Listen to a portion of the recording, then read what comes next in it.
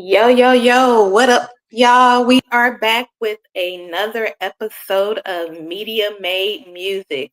Today, this is your girl Sunny, by the way. Today, we have an incredibly gifted artist on the live, and he goes by Blacc D3mon. What's up? Hey, how y'all doing? How you doing today? I'm good. I'm good. How are you? I'm pretty good. I'm blessed. Thank you. Good, good. So let's just start it off and let everybody know where you're originally from. I was born and raised in Belize City. That's Okay. in Central America. Born and raised there. Okay, so give us a little bit of background about Belize. Like, how did your upbringing in Belize influence your music? Well, we're in Central America, so we have a lot of what you call African influences. It's just Belize is a mixture of everything. So our music is very diverse, Hmm. but I really got into music. We listen to a lot of reggae, dancehall, soca music, carnival Okay. music. And I got into music because my dad used to sing and play the guitars, and so that's where it started for me musically. Right, and I could kind of tell a little bit with your accent and stuff like that too, as well. Oh yeah, a lot of people say I have an accent, but I don't think I have an accent. Oh, okay. It sounds like you got a little bit of accent there, but so tell us a little bit more about the reggae, like the reggae dance hall. How did that shape your journey in hip hop? Um, like I said, it's something that I just grew up on. So when I started doing hip hop, I wanted to infuse that reggae dancehall into the hip hop, and just give the people a different sound, some they're hearing. And I just think my with my style is very unique. So it hits a little differently because when you infuse the hip hop and the reggae, Mm-hmm. it hits a little differently. You're super talented, amazing artist, I shall say. I know a while back, I know you was involved in the ciphers and different things like that. And you kind of a little bit to me Biggie Smalls, kind of like a little bit. So you kind of got a little bit of his style in there, which is super super cool too as well. You kind of got that New York feel. So I mean, like, how does it feel to be compared to Biggie Smalls, you know? Yeah, I mean, it's a blessing. It's a blessing. I mean, he's definitely one of the artists that I grew up listening to, so he definitely played a big part of that. So I mean, it's a blessing to for someone to say that. I appreciate that. It means a lot. Yeah, yeah, yeah. What was your experience like starting with the A Block official and then later back to the Black Mask? Yeah, when the A Block official is, it was me and two of my friends. We were teenagers, fresh on starting the music scene. So we really didn't know what we were doing at that point. We were just making music to make music, and then we I moved out of state and I joined the Black Mask Armada, and that's where I really, perfected my style and learned the ins and out of the music industry. Okay, okay. And so I know you moved back to Phoenix, right? In 2017. So how did Phoenix impact your music career versus you being in Belize and then coming back to Phoenix? How did that shape up everything for you? I mean, yeah, I mean, Phoenix is a big part because, if I haven't moved to Phoenix, I don't think I would have made it this far in hip hop. Hmm. Definitely with the connections that I made out here and friends, that's why I moved back because this is my home away from home. So, I mean, definitely a big part. I rep Arizona wherever I go. Okay, okay, okay. Like, how are you able to cultivate that style that you have when you go into the studio? Because, like I said, you have a unique style, and it's really interesting. And like I said, I like your music, and I like the style and the way that you flow and different things of that sort. Like, how are you able to cultivate that and just put it together and different things like that and connect with your fans? Um, I consider my style, like I said, it's kind of aggressive, you know. Um, Hmm. so I just want to relay that onto the music, you know, with everything, my accent and my culture, my upbringing. I think the way it comes out on a track is nothing's fake about it. It's all authentic. So when I'm in the I could studio tell and because I could tell because people, sometimes when you're spitting, it sounds like you're freestyling. Sometimes. yeah, yeah, a lot of people tell me that, and because it's like a freestyle. It just flows when I start writing. So Yeah. it's basically a freestyle, but I just write it down because I'm getting old. I can't remember. Yeah, yeah, yeah. I could feel that. I could feel that. What does rock core mean to you, and how did that define your style, like the rock core? Yeah, that's something that I came up with, because I consider my style, like I said, a little aggressive, Hmm. hardcore, but at the Okay. same time, I consider myself a raw underground artist. So I Okay. just compare put the raw and with the hardcore together, and I think that describes my style. You know, it's pure, it's uncut, but it's at the same time it's aggressive. Okay. Okay. Okay. And you're independent, right? Yes, ma'am. Okay, how long have you been independent, and how important is that to you, and why did you choose to stay independent? And how do you promote your music independent wise?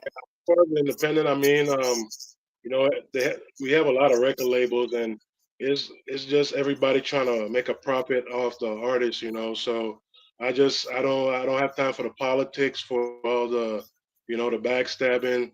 So I just decide, I'm gonna stay independent, do everything on my terms, my way, and Hmm. that way I keep myself happy. I keep my peace of mind at the same time. Yeah, I like that. Do you think that with today's music and different things like that, do you think that the streaming platforms are benefiting the artists, and why or why not? It benefits them definitely. There is some benefits, but like streams and stuff, like I'm not into that. I still release my music for free. It's just the percentage that they're giving back to the artists is just ridiculous. Penny on a pennies on a dollar or whatever. And it could be manipulated. So I don't buy too much into the streams and stuff like that. So if you could just kind of like let the artist know how important it is actually really to become an independent artist, so they can be able to sell directly to their fans. Because I know, like I said, I know the streaming platforms are not paying artists what they're supposed to pay them. And I think that's kind of like, that's important because, a lot of artists, you want to be able to sell back to your customers. You want to be able to build that community with your fans and different things like that. Talk about that a little bit Yeah. I mean, it to me as far as me, I'm not really concerned about the monetary part. So, I mean, as far as streams, it don't matter to me. But maybe to the next artist, that's something that's important to him. So, I mean, but as far as me, I'm trying to keep it strictly hip hop. We about more. this. It's about bars. It's about wordplay. It's about making good music.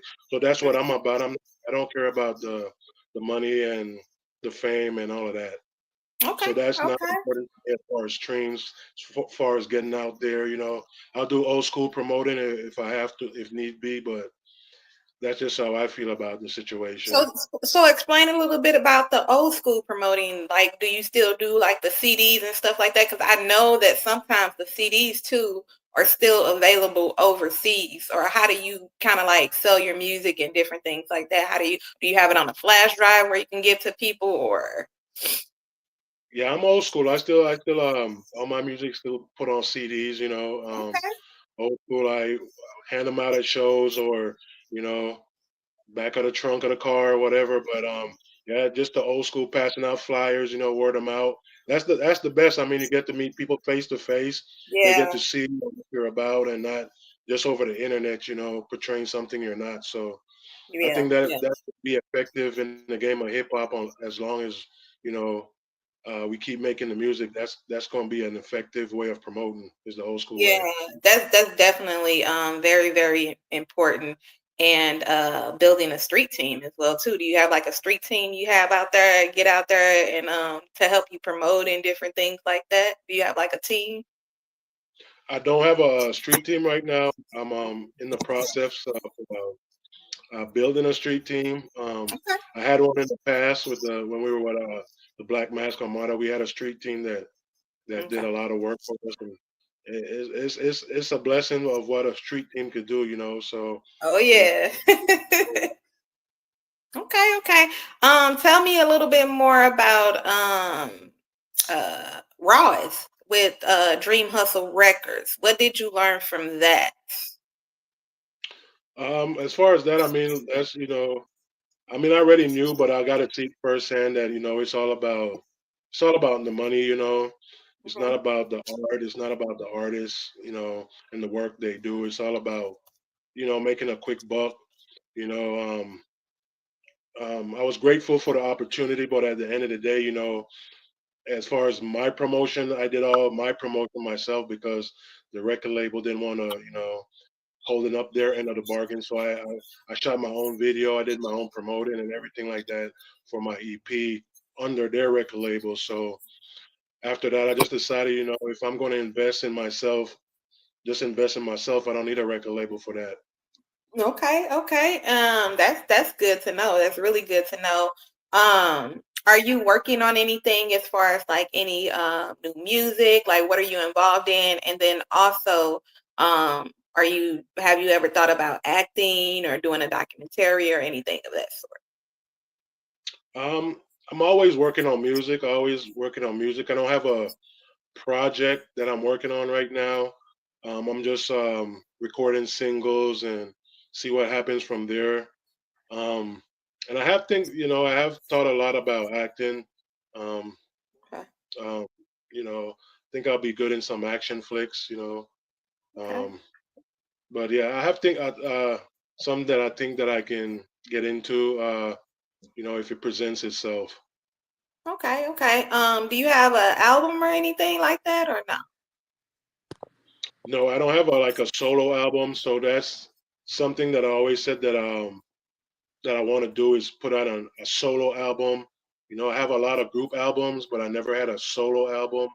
So that's something that I'm really pondering right now. Like I I think said, I that would have be I think just that would be super dope coming from you. I think that would be super dope coming from you, like a solo, doing a solo album. Because now a lot more people want to hear Blacc D3mon, just you. You know what I'm saying? And have a couple of features on there. But I think that would be super dope to have an Hey, album. Black Demon, can you hear me, man? I can hear you a little bit. Yeah. I had to chop in, man. Sonny, you beautiful, beautiful. Yo, so like I seen some of your performances before, and I'm like, yo, it's super dope, man. Super dope, man. So I'm Yeah. just glad that you had an opportunity, man, to come out and rock with me and Sonny. You know what I mean? Appreciate it. I appreciate it, man. It's the support from people like you that keep me going because there's a lot of time I thought about hanging it up, but people keep saying, keep pushing and doing that music. So I appreciate that. When Yeah. you I had a quick question too. Weren't you involved too again in the last cipher? Did you win or because I know you won that one time that we was there. Then you just did it again too, right? When you involved in Yes, that? ma'am. Okay, okay. Tell us a little bit about that. Yeah, I mean, as long as there's a cipher and I know about it, I'm gonna be there because I always feel that I got something to prove as far as the lyrics and the bars. I don't think nobody can touch my style, so I always feel like I got something to prove. I've been doing this for like 25 years, so I always feel like I got something to prove, especially with the younger generation coming up. I'm gonna have to hold my own. Yeah. Hey, So go ahead, Sam.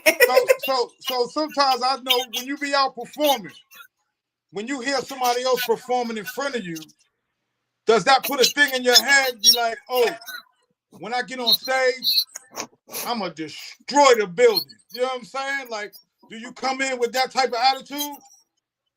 Definitely. Survey the crowd, and I'll be like, man, whoever's out there gonna hear this, and I'm gonna crush it. I'm gonna have to leave my imprint on the show, So that's how I approach the studio. That's how I approach doing a show. Is when I go in there, I'm gonna crush it. The mic don't stand a chance. The next MC don't stand a chance. So. Sonny, you heard him. He said the mic don't stand a chance. Yes. I love it. So just let us know what's next for you. Where can the fans find your music? Like I said, next I'm thinking about really putting out a solo album.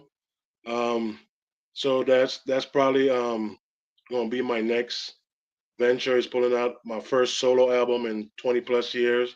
And as far as social media, like that's one of my downfalls, because I don't tap in with the fans like that.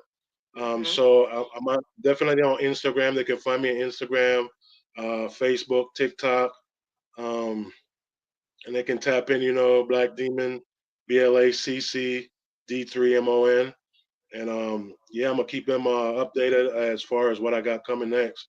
Okay.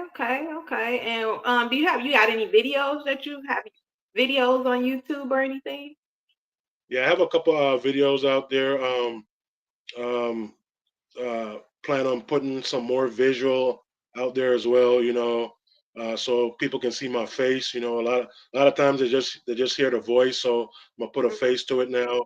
And I plan on 2025. I just plan on flooding uh, music and videos. Okay. Do you want to give out any shout outs to those who supported you on your journey? Definitely. Definitely shout out to my family back home. IDDC Studio, Killer Kane. Yeah. My homie, that we do music. All the AZ artists that I've collaborated with. Definitely big shout out to you guys at Media Made Magazine. I mean, Appreciate it. for providing me with this platform. It was out of the blue, and I almost had a heart attack when you said you want to do it. It means a lot. So definitely big shout out to you guys. Shouts out to you, Sam, and Miss Sunny. Thank you. Appreciate you. Yeah. I just want to say, man, apologize for being on location. You know what I'm saying? But I was like, yo, we got to get Blacc D3mon in the building. We had to have him talk about that Belize flow, You know what I mean? So, listen, man, I just want to say, man, we appreciate all the things that you do, man. And, Sonny, I'm just going to figure it out over here. I couldn't let you be in the boat by yourself today. You know what I mean? I was like, it's all good. It's all good. Yeah. So, and you gotta ask them your question that you always ask. I'm gonna ask you. Hey, so Belize, listen. If you had an opportunity to perform with an artist, dead or alive, past or present, who would that artist be and why?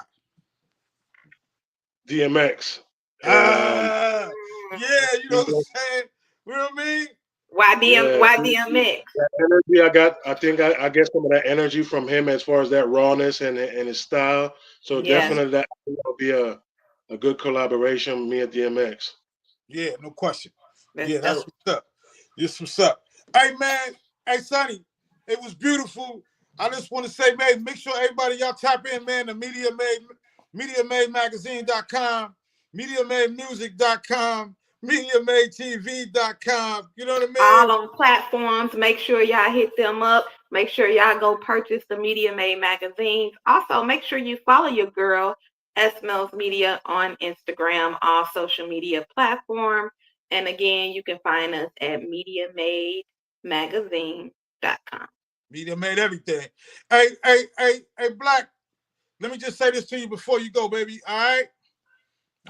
Yes, sir. May you be blessed in all the things that you do, and may you be blessed and prosper in each and everything that you do, each and every day that you do it, my brother. You heard? Thank you.